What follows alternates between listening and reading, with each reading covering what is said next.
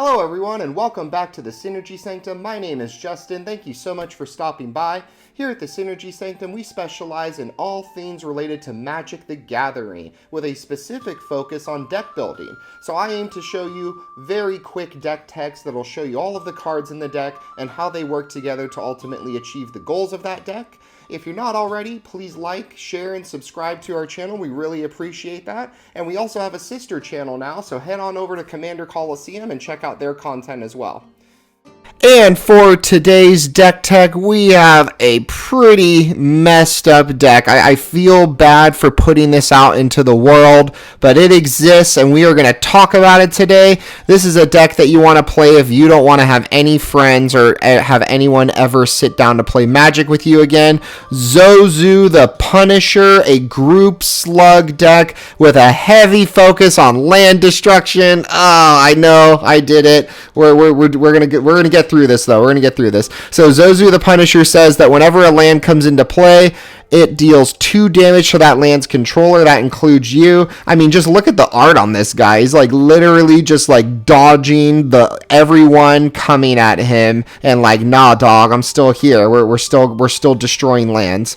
So TCG market value of this deck is $215 to $230. Pretty affordable to lose all your friends and not be invited back to the shop.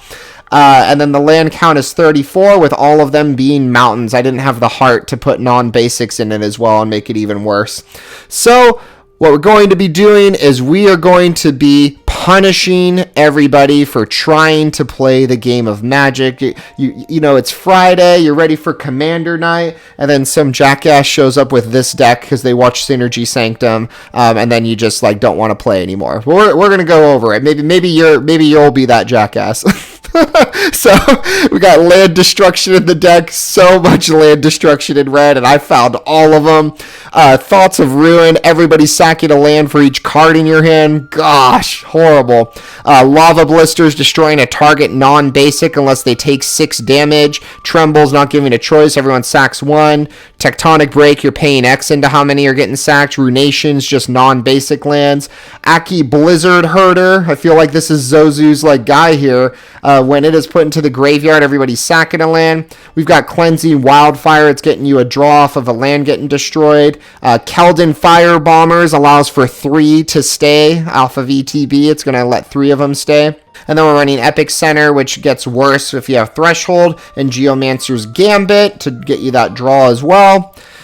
And then even more group slugging. So that is the extent of the land destruction. I don't think we needed to go more than that, but we're gonna like discourage people and force them to do things with their lands or not do them as well. So Tectonic Instability is saying when they come in, they got to tap them all, so they're going to burn their mana and not have any interaction on your turn.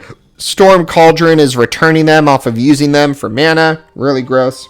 Stone Shaker Shaman is saying that if you have untapped lands, you're going to have to sack one of them at your end step. Really messed up here. Tunnel Ignis is shutting down landfall decks because it's dealing a bolt to that player if they play more than 1.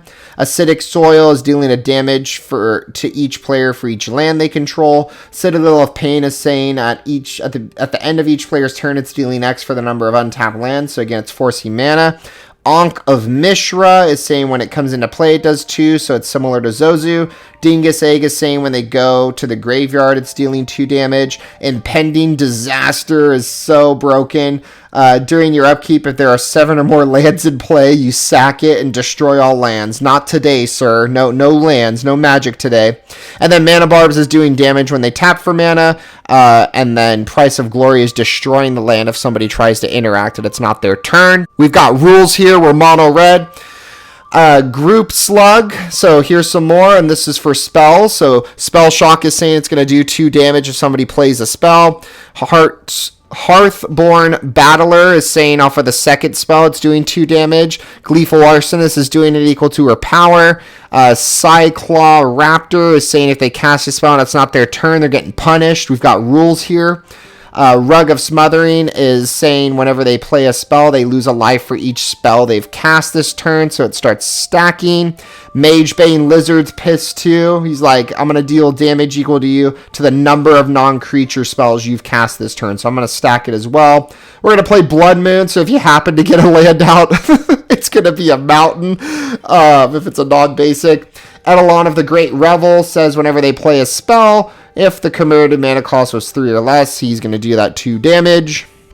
And then more Group Slug, and these are just for, like, existing, you know? Like, it's not enough, I'm going to stop your lands in your draw. If you are just sitting at my table, you will be punished. So we've got Barbed Flare Gremlin, kind of like a Mana Flare, but if he's tapped, they're taking damage when they tap. Sulfuric Vortex is preventing the life gain and doing 2 at upkeep. Razorkin Needlehead is doing it off of draws. Rampaging Ferostodon is doing it off of playing creatures. Prisoner's Dilemma is a really fun card. Everybody's choosing either Silence or Snitch, and then depending on the choice, they are either taking various amounts of damage, and it has flashbacks. You could do it all again. Gross. Sin Prodder is saying at your upkeep, you reveal the top card, and you either get it to your hand or they take damage. Harsh Mentor is damaging off of activated abilities. Immolation Shaman's doing the same. And then we've got Dingus Staff. When creatures die, it does 2 damage. And we are running World Fire. So I will end the game if you don't like my play style by making everyone's life become 1 and basically starting everybody over. And then good stuff in the deck, lots of mana and targeted removal here. So we got Soul Ring, we got Ruby Medallion to discount our red spells because we're not going to be having a lot of land, obviously.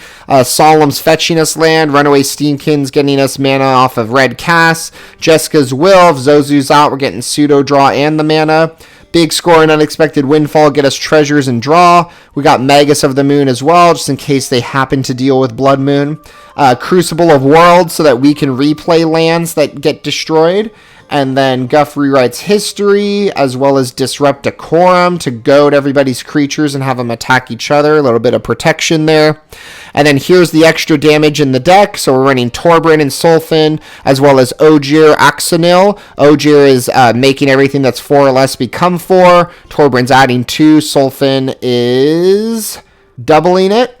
And then Mechanized Warfare is adding an additional one, as well as Ember Maw Helion. And then Repercussion, if damage is being dealt to creatures, it's going to the players. You don't get to get around my rules.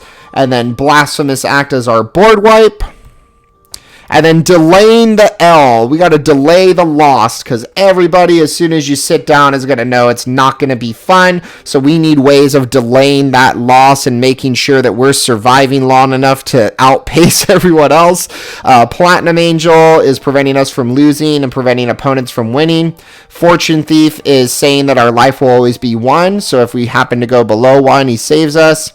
We're running Silent Arbiter to prevent attacks. Kazul is a red propaganda, and then Crawl Space to make sure not too many creatures are attacking. And with that, our show has come to an end. Thank you so much for watching our video. And if you enjoyed that video, feel free to share it out with any friends who might find value in it as well. Thank you so much for stopping by. We hope to see you again soon. Have a good one.